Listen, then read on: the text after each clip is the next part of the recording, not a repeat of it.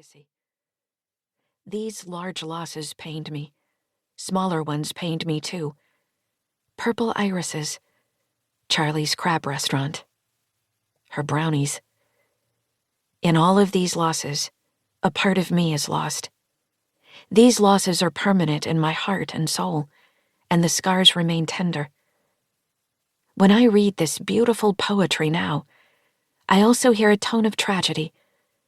I am happily remarried to a beautiful woman, another wedding kiss, another joining together as one flesh.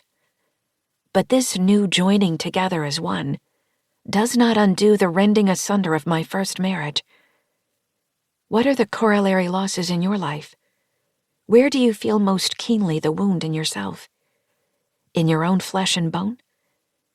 Where do you most want God's love to enfold you and help you? Ask Him now.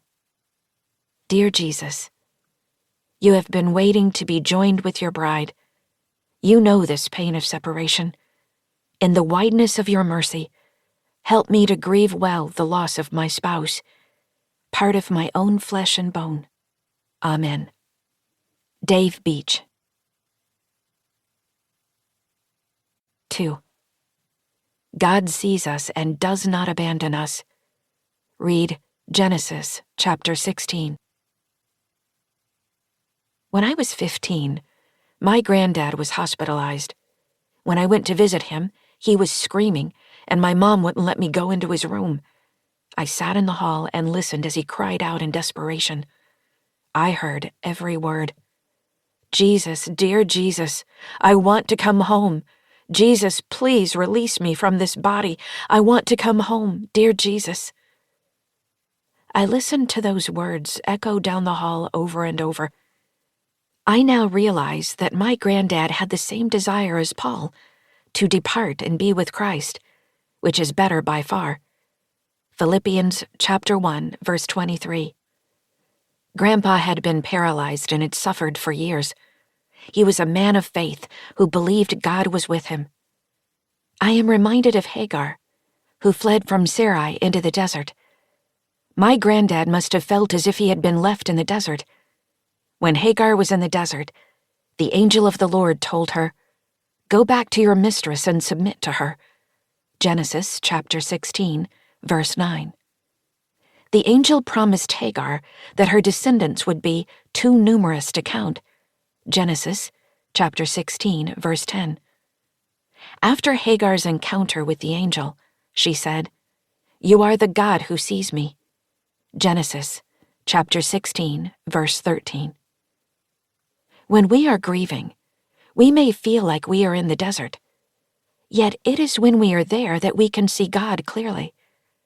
Hagar realized that while she was in the desert, she said, "I have now seen the one who sees me." Genesis chapter 16, verse 13.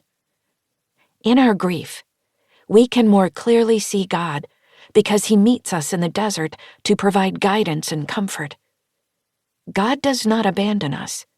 While our family and friends may abandon us, God stays with us every step of the way.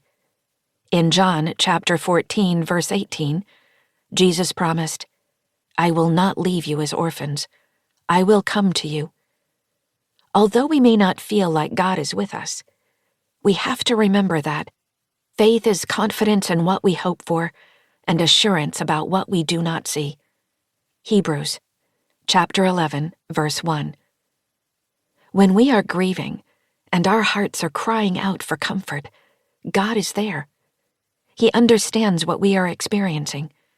God comforts us. See 2 Corinthians chapter 1, verses 2 through 4. When we turn to God and pour out our hearts in grief, God reaches out and provides comfort to us, even when our friends and family cannot understand our heartache. Prayer provides an avenue for us to open our hearts to God. God sees you. He's listening. Even when you can't find the words, He hears you. God, I feel so alone. I don't know how I can cope. Please comfort me and help me know that you see me and love me. Amen. Beth Robinson. 3. Choosing to